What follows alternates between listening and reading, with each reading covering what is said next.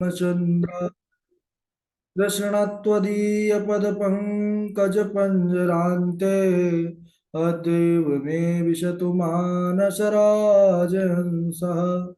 प्राणप्रयाणसमये कफवातपित्तैः कण्ठावरोधनविधौ स्मरणं कुतस्ते नारायणं नमस्कृत्य नरं चैव नरोत्तमम् देवीं सरस्वतीं व्यासं ततो जयमुदीरयेत् श्रीलक्ष्मीनाथसमारम्भां नाथयामुनिमध्यमाम् अस्मदाचार्यपर्यन्तां वन्दे श्रीगुरुपरम्पराम् अञ्जनानन्दनं वीरं जानकीशोकनाशनं कपीशमक्षहन्तारं वन्दे लङ्काभयङ्करं भक्तिभक्त भगवन्त गुरु चतुरनाम वपुयेक इनके पद वंदन किए नासत विघ्न अनेक बोले वृंदावन बिहारी लाल की जय। भागवत महापुराण की जय। सुखदेव भगवान की जय। परम मंगलमय परात्पर अखिलेश्वर अचिंत कल्याण गुणगण निधान सर्वेश्वर सर्वाधिपति अकारण करुणा वरुणालय अकारण करुणा कारक सकल जन्य कल शापहारक परात्पर परब्रह्म सच्चिदानंद स्वरूप परमपिता परमात्मा श्री राधा गोविंद सरकार राधा रमण बाधारण श्री बांके बिहारी लाल का यह वांग्मय शब्द में विक्रय श्रीमद् भागवत महापुराण कोटि कोटि नमन कोटि कोटि प्रणाम। इस परम पावन पुराण ग्रंथ पारमहंसों की पावन संहिता को परमाराध्य नंद नंदन यशोदा नंदन ब्रज रंजन देवकी नंदन श्याम सुंदर श्री कृष्ण के पाद पद्मों पर कोटशः नमन नतमस्तक वंदन एवं अभिनंदन। उनकी आह्लादनी शक्ति प्राण प्रिया जगत वंदनी वृषभानुनंदनी भासुती जगदीश्वरी बरसाने वाले श्री किशोरी जो के पावन चरणारविंदों पर कोटशः प्रणति समस्त भूतादिक सिया राम मैं सब जग जानी कर प्रणाम जोर जोर पाए। हम सबका यह परमो सौभाग्य की भागवत साप्ताहिक कथा सीखने का सद संकल्प विचार लेकर के हम और आप सब एक स्थान पर एक साथ जुड़ करके इस साप्ताहिक कथा की तैयारी कर रहे हैं। बड़ा ही आनंद आ रहा है और अब हम सबका यह परम कर्तव्य बनता है कि अगर ऐसा अवसर पुनीत पावन स्वर्णिम अवसर अगर हमको प्राप्त हुआ है तो उसको पूर्ण रूप से हम प्राप्त करें। उसके लिए आवश्यकता है सच्ची लगन निष्ठा और परिश्रम की। पूर्व में हम सब चर्चा कर रहे थे, प्रसंग पर बने हुए थे कि किस प्रकार भगवान द्वारिकाधीश की जो बहन है सुभद्रा, उनका विवाह अर्जुन के साथ हुआ। सुभद्रा भगवान श्री कृष्ण की बहन और यह अर्जुन से प्रेम करती थी, तो फिर भगवान श्री कृष्ण के माध्यम से सुभद्रा का विवाह अर्जुन के साथ हुआ। सुखदेव भगवान कहते हैं कि हे परीक्षित, मिथिलापुरी में भगवान के दो भक्त रहते थे श्री कृष्णचंद्र भगवान के। एक तो थे श्रुतदेव नाम के ब्राह्मण, दूसरे थे राजा बहुलाश्व। एक साथ दोनों ने निमंत्रण भेजा, भगवान से निवेदन किया कि आप जो है हमारे घर पधारिए, हमको कृतार्थ कीजिए।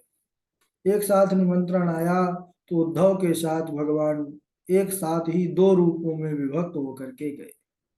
राजा बहुलाश, उनका भी बड़ा प्रेम था, श्रद्धा थी भगवान के प्रति, तो उन्होंने राजोचित ढंग से प्रभु का सत्कार किया। लेकिन श्रुतदेव जो ब्राह्मण थे वह तो साधारण थे, और जैसे ही प्रभु को आज अपने कुटिया पर देखे, धोती पकड़ पकड़ करके महाराज नाचने लगे। वाह प्रभु वाह, आप तो दीन वत्सल हैं, करुणा वत्सल हैं। और इस प्रकार भगवान दोनों की ही भक्ति से, सेवा शुश्रूषा से प्रसन्न होकर के दोनों को ही खूब आशीर्वचन दिया और इसके बाद द्वारिकापुरी को लौट आए। राजा परीक्षित ने सुखदेव भगवान से एक प्रश्न किया कि गुरुदेव, अभी तक आपने बहुत सी कथाओं को सुनाया, लेकिन इन सभी कथाओं में हमने यही पाया कि जितने भी असुर हुए हैं ज्यादातर सब शंकर जी की ही उपासना किए हैं। ऐसा क्यों? तब सुखदेव जी कहने लगे कि देखिए भगवान शंकर बड़े भोले भाले देवता है और बहुत जल्दी प्रसन्न हो जाते हैं, इसीलिए उनका नाम है आशुतोष। शीघ्र प्रसन्न होने वाले देवता हैं। बोले इस विषय में हम आपको एक उपाख्यान इतिहास सुनाते हैं, उसको आप श्रवण कीजिए। कहने लगे कि एक वृकासुर नाम का दैत्य था। नारद जी के मुख से सुना कि सबसे जल्दी प्रसन्न होने वाले देवता शंकर जी हैं। तो उसने सोचा कि अब मेहनत और समय दोनों का बचाना ज्यादा अच्छा है, और चलो शंकर जी को हो प्रसन्न करते हैं। वरदान तो चाहिए, चाहे ब्रह्मा आए चाहे विष्णु आए चाहे रुद्र आए, वरदान तो देंगे ही। तो समय की भी बचत होगी और ज्यादा हमको कष्ट भी नहीं होगा। तो शंकर भगवान की तपस्या करने का बृकासुर ने विचार बनाया और विचार किया कि शंकर जी का क्षेत्र कौन सा है। बोले केदार क्षेत्र में रहते हैं। तो वह बढ़ता गया ऊपर की ओर, और वहां पूरा बर्फ का ही बर्फ, पूरा चारों तरफ बड़े बड़े पहाड़, वहां पर तपस्या करने लगा। लेकिन जब भोले बाबा प्रसन्न नहीं हुए तो तपस्या बढ़ाता गया सज्जनों, और अपने भुजाओं को काट करके वह भोलेनाथ को अर्पित करने लगा। और जैसे ही मस्तक काटने का प्रयत्न किया, भोले बाबा तुरंत उसी क्षण प्रकट हो गए। सांब सदाशिव भगवान की जय। लेकिन भोले बाबा अकेले आए नहीं, क्योंकि वो भवानी है तो भवानी को कहाँ छोड़ दे। भवम भवानी सहितम नमामि। अब दानव राज ने देखा कि भाई भगवान तो आए, साथ में भवानी भी आई। तब भवानी की तरफ देखने लग गया वो। भगवान की तरफ देखे नहीं, लेकिन विचार आया कि वरदान तो भगवान ही देंगे।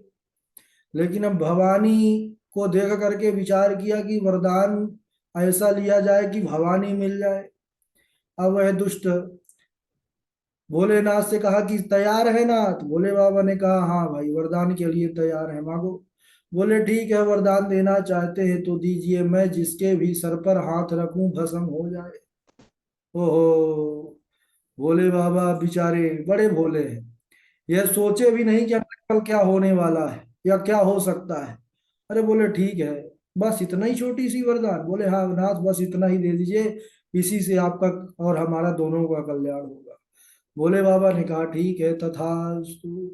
जैसे ही उस दानव राज को, वृकासुर को मिला कि मैं जिसके सर पर हाथ रखूंगा भस्म हो जाए, तब उसने सोचा भवानी को पाने के लिए भगवान को ही भस्म करना पड़ेगा। अब भोलेनाथ का वरदान भोलेनाथ के पीछे पड़ गया भाई।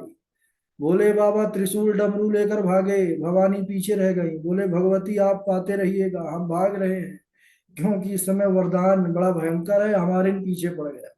तो कभी कभी अपनी शक्ति अपने ही पीछे पड़ जाती है। अब भोले बाबा भाग रहे हैं। अब त्रिशूल डमरू लेकर के अब नंदी भी पीछे रह गए। त्रिशूल डमरू भी छोड़े बाबा, बोले कि अब ऐसे ही भागना पड़ेगा। अब दोनों हाथों से जो है पूरा ताकत लगा करके दौड़े। फिर भोले बाबा ने स्मरण किया, नाथ आइए, अब ज्यादा देर दौड़ा नहीं जाएगा। पहाड़ों में रहते हैं, पहाड़ में कहाँ तक, अब समतल जगह हो तो भागा भी जाए, पहाड़ में कहाँ तक कोई भाग सकता है। अरे पहाड़ की चढ़ाई तो चढ़ने में, धीरे धीरे चढ़ने में भी इतना कष्ट होता है, चढ़ा नहीं जाता, और फिर दौड़ने की बात। भोले बाबा ने कहा अब हम नहीं दौड़ पाएंगे। तभी भगवान नारायण ने कृपा किया, और भगवान नारायण एक सुंदर ब्रह्मचारी ब्राह्मण का रूप धारण करके प्रकट हो गए। बोलिए भगवान नारायण की जय। मार्ग में ही प्रकट हुए। बोले अरे दानवराज कहाँ भागे जा रहे हैं, रुकिए रुकिए थोड़ा सा। उन्होंने कहा अरे ब्राह्मण देवता समय नहीं है, जाने दीजिए हमको। बोले अरे इतना जल्दी क्या है कि समय नहीं है। अरे बोले देखिए वो आगे आगे जो भोलेनाथ भाग रहे हैं ना, मैं उन्हें ही भस्म करने जा रहा हूँ। बोले कैसे, उनको कौन भस्म कर सकता है। अरे बोले हमको वरदान मिला है, जिसके सर पर हाथ रखेंगे वही भस्म हो जाएगा। अब भगवान नारायण जो है ब्रह्मचारी रूप में थे। अब बातों को बनाना शुरू किया प्रभु ने। कहा रे दानवराज, तुम इतने बड़े विद्वान होकर के, ज्ञानी होकर के किन की बातों में फंस गए, हमको तो यही आश्चर्य लगता है। दानवराज को झटका लगा, आश्चर्य हुआ। बोले क्या बात कर रहे हैं महाराज। ब्राह्मण देवता ने कहा हम सही कह रहे हैं महाराज, आप जैसे विद्वान, आप जैसे ज्ञानवान, और किसके झांसों पर आ गए आप। अरे वह जो भोले बाबा है, उनसे आपने वरदान लिया है क्या? बोले हाँ हाँ, उन्हीं से तो लिए है। बोले यही तो गड़बड़ी हो गई। बोले वह भांग धतूरा खा लेते हैं, होश में रहते नहीं है, और किसी को कुछ भी वरदान दे देते हैं। और एक बात और सुन लो, जब वरदान सही नहीं होता तभी भागते हैं। तो अब तुम समझ जाओ, हमको तो लगता है तुमने पूरा परिश्रम व्यर्थ किया। अगर हमारे वचनों पर विश्वास नहीं है तो तुम अपना हाथ अपने सर पर रखकर देख लो। आंखें लाल कर लिया दानवराज ने। उसने कहा, वृकासुर ने, कि अरे ब्राह्मण देवता, हमको मूर्ख समझ रखे हो क्या? अगर भस्म हो गए तो? अरे बोले महाराज, आपको कब बोले हैं कि एक साथ हाथ रखो? आप धीरे धीरे अपने सर की ओर हाथ ले जाओ। अगर वरदान में थोड़ी भी सत्यता होगी तो कुछ प्रभाव तो दिखेगा। थोड़ा अगर गर्म महसूस हो तो हटा लेना। अब विद्वान जो दानव राज वृकासुर थे, भस्मासुर भी उसी को कहते हैं, भस्मासुर ने कहा कि अच्छा, ये ब्राह्मण देवता आपने ठीक युक्ति बताई। वैसे मैं ज्ञानी हूँ, समझदार हूँ, लेकिन अभी तक ये सोच में ही नहीं आया था मेरे। अब धीरे धीरे उसने अपने हाथ को सर के पास ले जाना प्रारंभ किया। अब सज्जनों, कहा वह केदार क्षेत्र, चारों तरफ बर्फ ही बर्फ के बड़े बड़े पहाड़। अब वहां कितना भी हाथ पास में आ जाए, वहां क्या शीत उष्ण गर्मी का एहसास होगा? अरे नहीं होगा। उसने भी विचार किया कि अरे हम तो ठगे गए, भोले बाबा ने ठग लिया। और एक साथ ही उसने पूरा हाथ अपने सर पर रख दिया, और जैसे ही हाथ रखा वैसे ही किस्सा खत्म।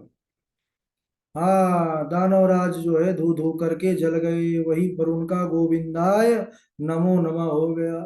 भस्मा भस्म हुआ, पढ़ो शिव चले सुना। हाँ, भस्मासुर भस्म हो गया, और अपने ही वरदान अपने ही ऊपर लागू कर लिया। इस प्रकार भगवान शंकर का जो है रक्षा हमारे भगवान नारायण ने किया। और भगवान नारायण ने भोले बाबा से कहा कि हे प्रभु प्रभु, भोले हैं आप हे नाथ, लेकिन इतने भी भोले नहीं हैं कि वरदान आपके ही पीछे पड़ जाए। भोले बाबा मुस्कुराने लगे। बोले क्या करें प्रभु, हमारा स्वभाव ही ऐसा है। बोलिए भगवान नारायण की जय। एक बार सुखदेव भगवान कहने लगे, राजन, एक बार सरस्वती नदी के तट पर अनेकों ऋषि मुनि एकत्रित हुए। एकत्रित होकर के विचार करने लगे कि सर्वश्रेष्ठ देवता कौन है, तीनों देवताओं में कौन है सबसे बढ़िया, सबसे बढ़िया कौन है, ये विचार करने लगे। बोले परीक्षा लिया जाए तब तो पता चले। परीक्षा पर ही तो पता चलता है किसके कितने अंक आए हैं। तो बोले परीक्षा कौन लेगा भाई? ब्रह्मा विष्णु महेश की परीक्षा लेना है, साधारण तो ले नहीं सकता। बोले सब देखने लगे भृगु जी की तरफ। बोले भृगु जी, बोले हमको ही फंसाओगे आप लोग। ठीक है। भृगु जी ने कहा कि सिरोधार्य है, आप लोगों की आज्ञा, संतों की आज्ञा मानना ही चाहिए। भृगु जी सबसे पहले ब्रह्मा जी के पास गए। हमेशा ब्रह्मलोक में जाते थे, ब्रह्मा जी को पहले प्रणाम करते थे। ब्रह्मा जी को सभी प्रणाम करते हैं, लोक पिता में है। लेकिन आज परीक्षा लेने के लिए गए थे तो उन्होंने प्रणाम नहीं किया। ब्रह्मा बाबा घूरने लगे महाराज, कहने लगे ये देखो, ये महात्मा डेली आता था, प्रणाम करता था, दंडवत करता था, आज देखो प्रणाम कर नहीं रहा और बोल भी कुछ नहीं रहा है। अरे मुख से भी नहीं आदर सत्कार दे रहा है, और आंखें और दिखा रहा है। तब ब्रह्मा बाबा को बड़ा क्रोध आया। कहने लगे रुको, बताते हैं दुष्ट तुमको। और जैसे क्रोधित होकर के दौड़े वो ब्रह्मा बाबा, तैसे भाग गए प्रभु जी उल्टे पांव। बोले बस हम यही चाहते थे, देख लिए भाई क्रोध आ गया आपको। वहां से भागे, कैलाश गए, भोलेनाथ वहां विराजते हैं। अच्छा, भोले बाबा, भृगु जी पहले जाते थे तो भोले बाबा के गले मिलते थे। दोनों एक दूसरे से बड़ा स्नेह रखते थे। भोले बाबा के पास आज जैसे ही भृगु जी पहुंचे हैं, भोले बाबा ने देखा कि अरे आ गए, महात्मा जी आ गए। और वह भी परम वैष्णव, यह भी परम वैष्णव। दोनों एक दूसरे को गले लगाने के लिए हमेशा बाहों को खोल लेते थे। आज भोले बाबा ने ही दोनों बाहों को खोल लिया, कहा आइए महाराज आइए। भृगु जी आज आए थे दूसरे उद्देश्य के लिए। अरे बोले बस बस बस, दूर रहना। अरे छू मत देना हमको। चिता की भस्म लगाए हो, नरमुंडों की माला पहने हो, हमको अशुद्ध करने चले हो क्या? दूर हटो दूर हटो। इतना ही कहा कि शिव जी की नेत्र लाल हो गए। बोले हमने लगता है कुछ ज्यादा ही इनका सत्कार किया है। भोले बाबा त्रिशूल तरफ देखने लगे, तब समझ गए मामला गड़बड़ा जाएगा, थोड़ी देर रुकेंगे तो तीसरे जगह पहुंच ही नहीं पाएंगे। उससे पहले ही महाराज वहां से भागे। 9 2 11 हुए। अब भागे भागे गए कहाँ पर? क्षीर सागर, लक्ष्मी नारायण भगवान जहाँ पर है। गए तो देखे लक्ष्मी माता चरण दबा रही हैं, भगवान शयन कर रहे हैं। शांताकारं भुजगशयनं पद्मनाभं सुरेशं विश्वाधारं गगनसदृशं मेघवर्णं शुभांगं लक्ष्मीकान्तं कमलनयनं योगविरधानगम्यं वन्दे विष्णुं भवभयहरं सर्वलोकैकनाथम्। सभी लोगों के नाथों को देखा कि यह शयन निद्रा पर हैं, लक्ष्मी जी चरण दबा रही है। बोले क्या किया जाए? तो गए भागे भागे और जा करके एक चरण का प्रहार वक्षस्थल पर भगवान विष्णु के छाती पर लात मारा महाराज। भगवान विष्णु के वक्षस्थल पर चरण का प्रहार जैसे ही प्रभु जी ने किया कि भगवान नारायण उठ बैठे। क्रोध करने की बजाय ब्राह्मण के चरण पकड़ लिए। हे प्रभु, यह मेरा हृदय पत्थर के समान कठोर है, आपके चरण कमल इतने सुकोमल है, कहीं आपके चरणों पर चोट तो नहीं लग गई, पीड़ा तो नहीं आई? मुझे क्षमा करें, मुझे क्षमा करें। जैसे ही यह शब्द भगवान नारायण ने कहा, वैसे ही भृगु जी समझ गए। भृगु जी समझ गए, कहने लगे प्रभु क्षमा करें। और उसके बाद भगवान नारायण की सरलता को देखकर सभी ऋषि मुनियों ने कहा कि अरे भाई, भगवान नारायण ही बड़े कृपालु हैं, बड़े सहनशील हैं, सर्वश्रेष्ठ हैं। इसके बाद सुखदेव भगवान वर्णन करते हैं कि यदुवंश का कितना बड़ा विस्तार था। सुनिए। तिस्रः कोट्यः सहस्राणाम् अष्टाशीतिशतानि च आसन् यदुकुलाचार्यः कुमाराणामिति श्रुतम्। इतना बड़ा यदुवंश का विस्तार हो गया कि भगवान के बालकों को शिक्षा देने के लिए टीचर कितने नियुक्त किए गए थे पता है? तिस्रः कोट्यः, 3 कोट्य यानी करोड़, और सहस्त्राणाम अष्टाशीति, 3 करोड़ 88 लाख टीचर नियुक्त किए गए थे। 3 करोड़ 88 लाख जब गुरु जी थे तो चेला कितने रहे होंगे उनके, अब बताइए। आसन यदुकुलाचार्य कुमाराणाम इति श्रुता। भगवान विचार करने लगे कि मैं भार उतारने आया था, लेकिन मेरे ही यह वंश वाले भार बन गई हैं पृथ्वी पर। अब पहले इनको मैं समाप्त करूं, फिर मैं अपने स्वधाम गमन को जाऊं। तो भगवान ने एक लीला किया। क्या लीला किया उसको हम अगले दिवस श्रवण करेंगे। आज यहीं तक। बोलिए वृंदावन बिहारी लाल की जय, द्वारिकाधीश भगवान की जय। सभी हाँ, हो गया, चल रहा है जी। वसतो राम कृष्ण। सब लोग बारी बारी से श्लोक को सुनाएंगे। सबसे पहले पूर्वी जी हैं। राधे राधे गुरु जी।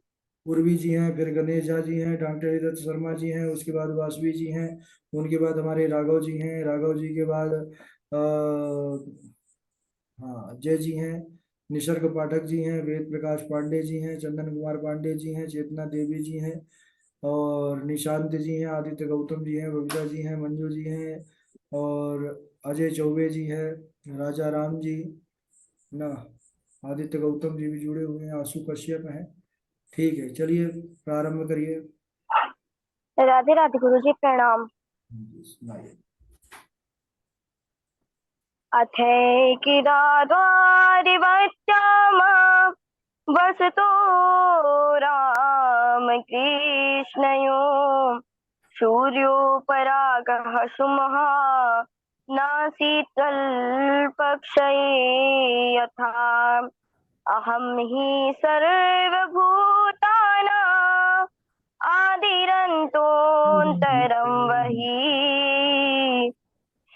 भौतिकानां यथा खंवार भूर्वायुर्ज्योतिरंगिना भूर्वायुर्ज्योतिरंगिना। राधे राधे गुरु जी, प्रणाम। बहुत अच्छा झा जी। राधे राधे गुरु जी, चरण स्पर्श।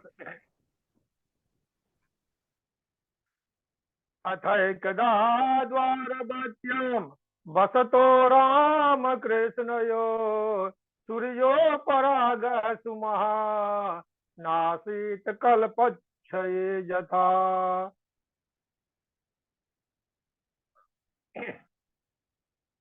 अहम हि सर्वभूतानां आदिरन्तोऽन्तरं बहि भौतिकानां यथा खम्बार भूर्वायुर्यो भूर्वायुर्ज्योतिरङ्गना न न ह्यं मयानि तीर्थानि न देवा मृच्छिला मया ते पुनन्त्युरुकालेन ते पुनन्त्युरुकालेन दर्शनादेव साधव।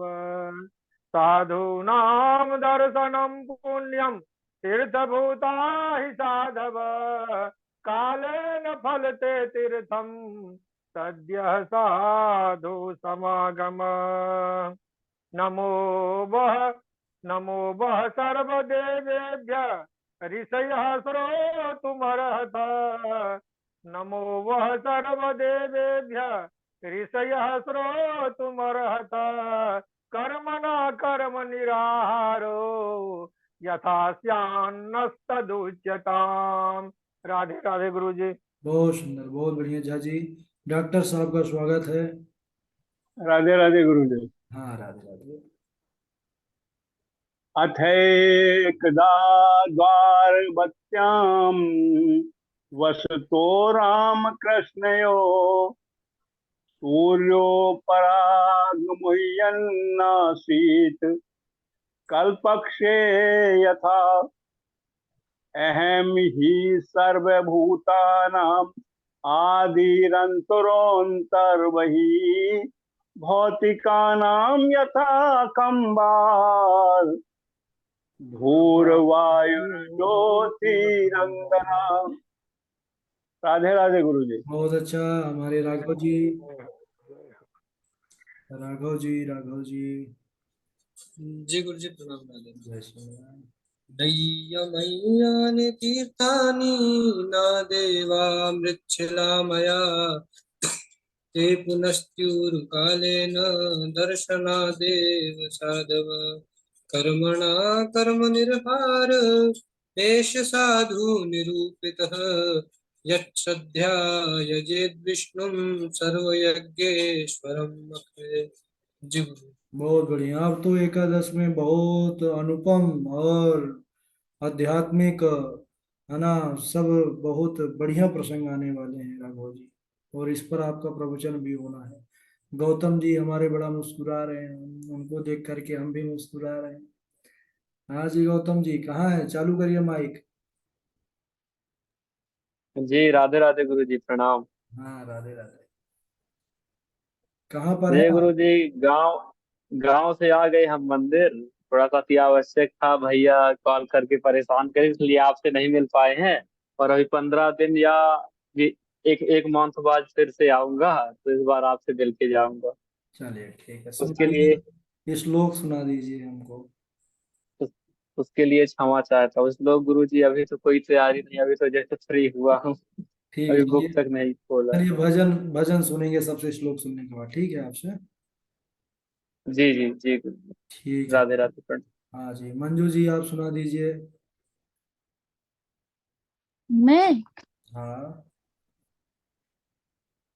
जो याद। वनं वृन्दावनं नाम पसभ्यं नमकाननं गोपगोपी गवां सेव्यं पुण्याद्रितेण विरुदम्। ठीक है। चंदन कुमार पांडे जी आप सुना दीजिए। चंदन पांडे जी। राधे राधे प्रणाम गुरु जी। जी सुनाइए। अथैकदा द्वारवत्यां वसतो रामकृष्णयो सूर्योपरागसुमहानासीत् कल्पक्षये यथा।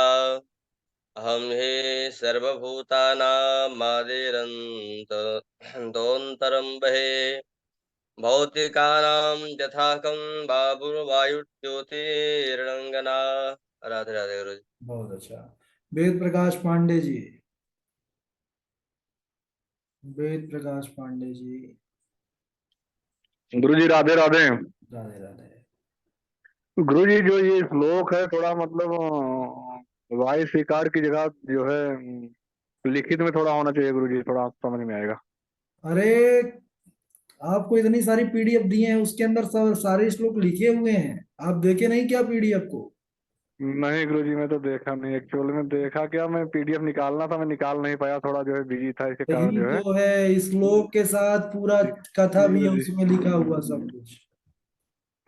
जी गुरु जी, जी गुरु जी। अच्छा, अभी क्या सोच रहे थे आपकी? श्लोक श्लोक नहीं जी भेजते होंगे, ऐसे ही सुना देते हैं, सुन लेते हैं। नहीं नहीं गुरु जी, मैंने सोचा ये वॉइस रिकॉर्ड जो है इसकी जगह जो है मतलब जैसे लिखित में जो है मैं नहीं देख पाया एक्चुअल में। अब देखिए, तो उसको उसको जो है निकलवा लीजिए, प्रिंटेड जी गुरु जी। निकलवा लीजिए, और नहीं तो मोबाइल से ही देख लीजिए, मोबाइल में भी तो ओपन हो ही जाता है ना। जी गुरु जी, जी गुरु जी। ठीक है, बबीता जी सुनाएंगी, जी गुरु जी। निशांत जी सुनाएंगे। राधे राधे गुरु जी। जी सभी के लिए राधे राधे। अथैकदा द्वारवत्यां वसतो रामकृष्णयोः सूर्योपरागः सुमः नासीत् कामक्षये यथा। अहं हि सर्वभूतानां आदिरन्तो अन्तर्बहिः भौतिकानां यथा खम्बा भूर्वायुर्ज्योतिरङ्गनः नाहिम्यानि तीर्थानि न देवा मृक्षिलामयः ते पुनन्त्यु। ते पुनन्तुर्कालेन दर्शनादेव संभवः साधवः। साधवः। चलिए ठीक है। याद तो किया था गुरुजी, भूल जाती हूँ। नहीं, आप याद कर रही हैं, बहुत बड़ी बात है, धीरे धीरे वो भी याद आ जाएंगे। निशांत जी सुनाएंगे हमारे। राधे राधे गुरु जी, प्रणाम। सुनाइए। दास्यास्म्यहं सुन्दरकंस सम्मता वाह वाह। त्रिवक्त्रनामाह्यनुलेप कर्मणि मदभावितं भोजपतेरतिप्रियं विना युवां पुण्यतमस्तदर्हति। जी गुरु जी, राधे राधे। बहुत अच्छा।